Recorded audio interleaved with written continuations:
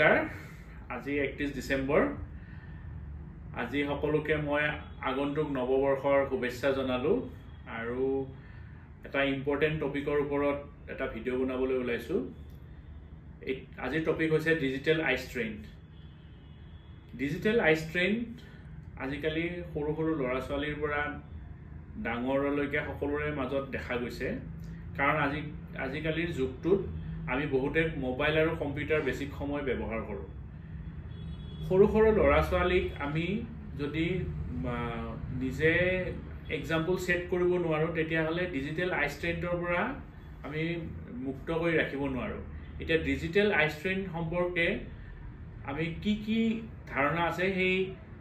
তাৰ ওপৰত আজিৰ ভিডিওটো বনাইছো ডিজিটেল আই ষ্ট্ৰেইন হলে আমাৰ চকু বিখাব পাৰে চকুৰ পৰা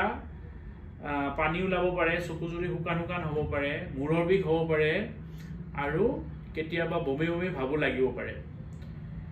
এতিয়া এই ডিজিটেল আই ষ্ট্ৰেইন পৰা হাত সাৰি থাকিবলৈ আমি কি উপায় অৱলম্বন কৰিব লাগে প্ৰথম কথা আমি মোবাইল বা কম্পিউটাৰ চোৱাৰ সময়ত সদায় চকুকেইটা ব্লিংক কৰি থাকিব লাগে কাৰণ চকুকেইটা ব্লিংক কৰি থাকিলে আমাৰ ইয়াতে এটা লেক্ৰিমেল গ্ল্যান্ড থাকে ইয়াৰ পৰা চকুৰ পানী নিখৰণ হয় এই চকুৰ পানীয়ে আমাৰ চকুটো ময়েষ্ট কৰি ৰাখে দ্বিতীয় হৈছে আমি 20-20-20 ৰুলটো ফলো কৰিব লাগে আমি 20 মিনিট সময় মোবাইল বা কম্পিউটাৰ চোৱাৰ পিছত আমি 20 ফুট আঁতৰত থকা গছ-গছনি আকাশ ইত্যাদিলৈ চাব লাগে আৰু 20 সেকেন্ড সময় আমি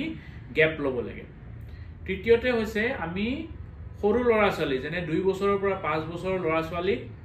যিমান পাৰি কম্পিউটাৰৰ সন্মুখত বহিবলৈ মানা কৰিব লাগে আৰু 5 বছৰৰ ওপৰৰ ল'ৰা ছোৱালীয়ে যদি কম্পিউটাৰৰ সন্মুখত বহিব লগা হয়ও খুব বেছি এঘণ্টা কৈ বেছি সময় একেলেঠাৰি কম্পিউটাৰৰ সন্মুখত বহিব দিব নালাগে কাৰণ বেছি সময় কম্পিউটাৰৰ সন্মুখত বহাৰ ফলত তেওঁলোকৰ চকুত ড্ৰাই আই হ'ব পাৰে আৰু লগতে ডিজিটেল আই ষ্ট্ৰেইন আৰু লগতে মায়োপিয়াৰ সমস্যাও বাঢ়ি যাব পাৰে তাৰ পিছত হৈছে আমি ল'ৰা ছোৱালীক সদায় বাহিৰত খেলা ধূলা কৰিবৰ কাৰণে এনকাৰেজ কৰিব লাগে ওচৰতে থকা ফিল্ড বা ওচৰতে খালি ঠাইত সৰু সৰু ল'ৰা ছোৱালীবিলাকক অভিভাৱকে লৈ যাব লাগে আৰু তেওঁলোকে যাতে খেলা ধূলা কৰিব পাৰে তাৰ প্ৰতি লক্ষ্য ৰাখিব লাগে কাৰণ আজিকালি দেখা গৈছে যে ল'ৰা ছোৱালীয়ে বাহিৰত ওলাই যাব টান পায় আৰু ঘৰতে মোবাইল বা কম্পিউটাৰটো চাই বহি থাকে মোবাইলটো বেছি সময় চোৱাৰ ফলত তেওঁলোকৰ চকুৰ সমস্যাও দেখা যায় আৰু লগতে তেওঁলোকৰ কেতিয়াবা সোশ্যাল বিহেভিয়াৰ সমস্যাও দেখা যায় আৰু কেতিয়াবা তেওঁলোক মানসিকভাৱেও উদ্বিগ্নতাত ভুগে ইয়াৰ পৰা হাত সাৰি থাকিবলৈ হলে আমি তেওঁলোকৰ খেলা ধূলাত এনকাৰেজ কৰিব লাগে ইয়াৰ পিছত আৰু এটা হৈছে আমি যে ধৰক কম্পিউটাৰ বা মোবাইল কেতিয়াবা চাব দিব লাগিব কাৰণ আজিকালি ল'ৰা ছোৱালী দেখা যায় যে স্কুলৰ বহুত কাম প্ৰজেক্টৰ পৰা আদি কৰি বেছিভাগ কাম মোবাইল বা কম্পিউটাৰত কৰিব দিয়ে গতিকে তেনেকুৱা ক্ষেত্ৰত আমি অভিভাৱকৰ তত্ত্বাৱধানত ল'ৰা ছোৱালীক আমি কম্পিউটাৰ বা মোবাইল চাব দিলেও ৰুমটো যাতে প্ৰপাৰলি লাইটিং থাকে আন্ধাৰ ৰুমত মোবাইল বা কম্পিউটাৰ চাব নালাগে কাৰণ তাত কন্ট্ৰাষ্ট বেছি থাকে আৰু চকুৰ হাৰ্মফুল ৰে চকুৰ ক্ষতি কৰিব পাৰে গতিকে এটা ৰুমত য'ত টিউব লাইট থাকে তেনেকুৱা ৰুমত মোবাইল বা কম্পিউটাৰ চালে চকুৰ ক্ষতিৰ পৰিমাণটো অলপ কমি যায়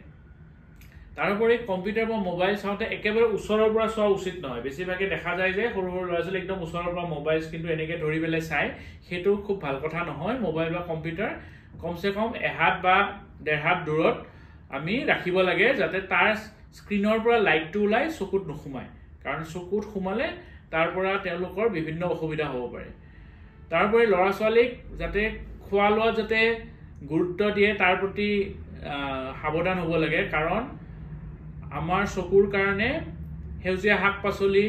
ফল মূল ইত্যাদি খুব দৰকাৰী তাৰোপৰি আমি দিনটোত প্ৰচুৰ পৰিমাণে পানী খাব লাগে কাৰণ পানীৰ পৰিমাণ কম হোৱাৰ ফলতো ডিজিটেল আই ষ্ট্ৰেইন বা ড্ৰাই আই দেখা যায় গতিকে আমি এইবিলাক যদি আমি ফলো কৰো তেতিয়াহলে আমাৰ ডিজিটেল আই ষ্ট্ৰেইনৰ পৰিমাণটো বহু পৰিমাণে কম হ'ব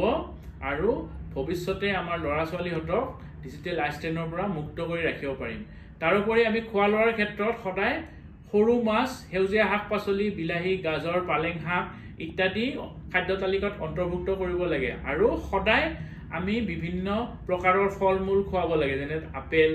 ধৰক কল যেনে ধৰক কমলা টেঙা বতৰৰ বিভিন্ন ফল আমি ল'ৰা ছোৱালীক খুৱাব লাগে যাতে তেওঁলোকে ইয়াৰ পৰা শৰীৰত নিউট্ৰিশ্যন পায় আৰু চকুৰ লগতে গোটেই দেহটো সুস্থ হৈ থাকে। ধন্যবাদ।